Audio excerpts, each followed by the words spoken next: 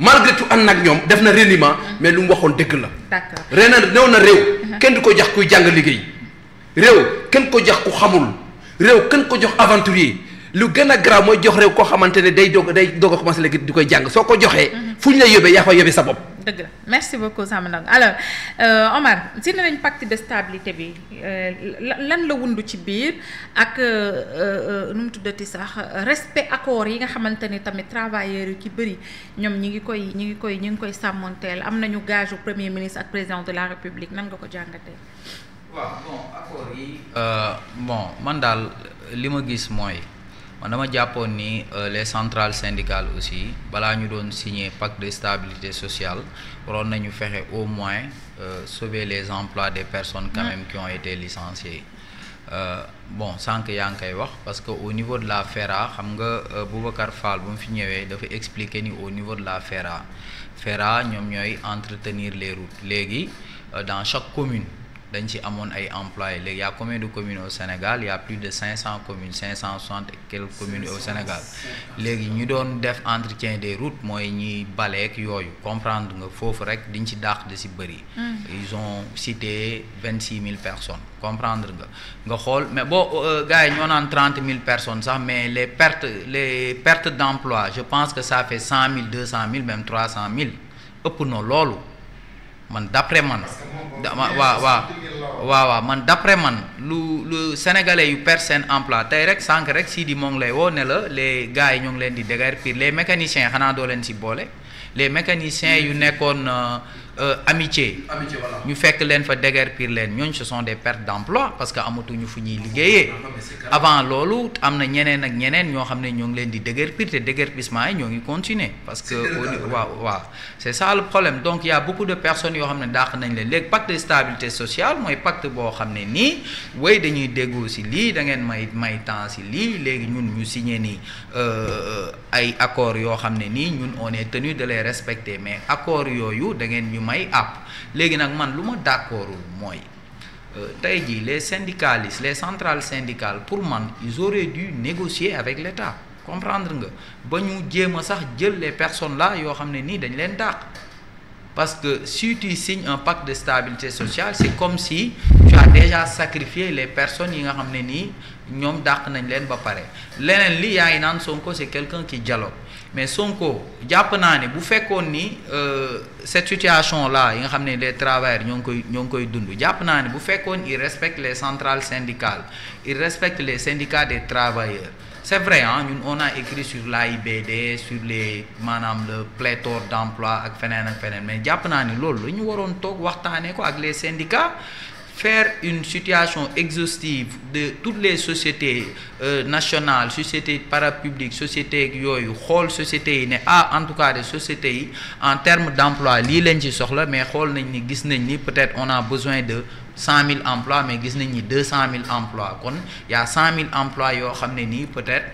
amuñu fa njëriñ nga toog waxtaan kook ak les centrales syndicales après vous trouvez les voies et moyens mais c'est pas un État qui fonctionne comme ça c'est un État qui vient qui prend des décisions après qui dit après on veut dialoguer je pense que les centrales syndicales quand même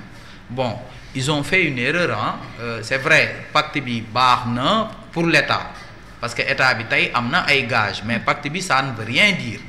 parce que ñëpp signé wuñu ko comme yaa sécurité ci ñoom quoi. waaw pacte bi bon ça veut dire pour l'État tey am nañ benn pacte boo xam ne ni au moins sur 3 ans leer na leen ni yenn syndicats yi moom duñu manifester duñu def dara quitte à tamit État bi respecter ay engagement ndax pacte bu ñu nee pacte ku ci nekk da ngay am ay engagement yoo jël mais engagement yooyu noonu est-ce que l'État pourra respecter ces engagements là c'est ça le problème léegi ñeneen ñi nga xam ne ni ils n'ont pas signé pacte de stabilité sociale bi ñooñu parce que tey jii nga xool dans les universités y a des problèmes yaa ngi dégg nga xool dans le secteur privé bay di añ moo ngi koy wax mooy la dette intérieure xoolal secteur privé bi ils ont tous des problèmes parce que l'État aujourd'hui n'est pas en mesure de payer le secteur privé si ay prestation yoo xam ne nii secteur privé bi def nañ ko je pense que même si dialogue yoo xam ne dañ ko waroon dialoguer avec les nouvelles autorités on devait dialoguer sur le cas des personnes yi nga xam ne nii ils sont en prison te ce sont des capitaines d'industrie donc je pense que pacte de stabilité sociale bi baax na mais ça ne veut rien dire hein d'après moi ça ne veut rien dire et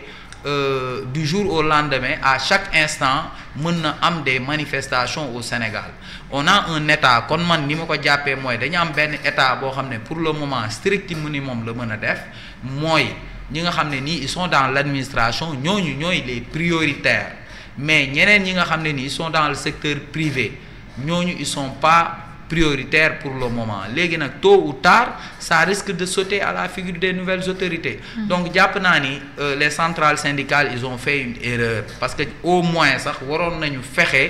ba état bi jox leen ay gages ne leen les personnes yi nga xam ne nii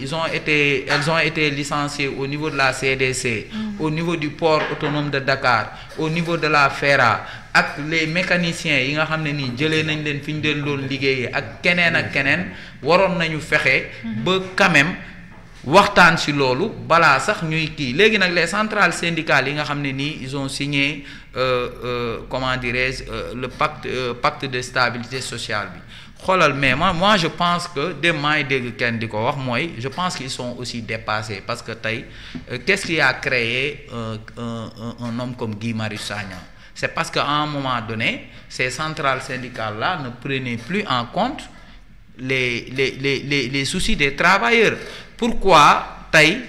ñi nga xam ne nii ils souffraient dans leurs entreprises ils préféraient aller voir un certain Guy Marius Sagna pour wax ko leur problème que d'aller voir peut-être les centrales syndicales comme ay Cheikh Diop ak ay Mody Gouro je pense que au niveau des centrales syndicales il doit y avoir une alternance parce que ces gens-là ne représentent plus les travailleurs au Sénégal te gis naa ni au début quand ils ont réagi par rapport au licenciement abusif on a commencé à les attaquer sur les réseaux sociaux après ils ont mis de l'eau dans leur vin donc je pense que lii moom je pense que c'est bien hein, pour l'État du Sénégal mais c'est une mauvaise chose pour les travailleurs ndax on a eu un 1er mai très triste 1er mai boo xam ne nii boo demee dans toutes les entreprises au Sénégal 1er mai normalement feetu travailleur la dañuy def ay pot feete travailleurs yi dimbali leen peut-être ñenn ñi bon je sais pas mais boo xoolee dans toutes les entreprises yan entreprise tey ñoom ñoo fay seen travailleurs ci 1er mai bi bariwul yan chef d'entreprise ñoo ñëw peut-être récompenser leurs travailleurs defal leen ay pot bariwul ça veut dire que c'est tellement difficile pour le travailleur sénégalais actuellement dans tous les secteurs boo laal dafa am problème donc je pense que bon c'est bien de signer un pacte de stabilité sociale quand même mais quand même avant ngay prendre yenn mesures yi tu devais d'abord dialoguer avec les travailleurs et cela n'a pas été fait. D'accord, merci beaucoup Omar. Alors Serigne signé nañu pacte bi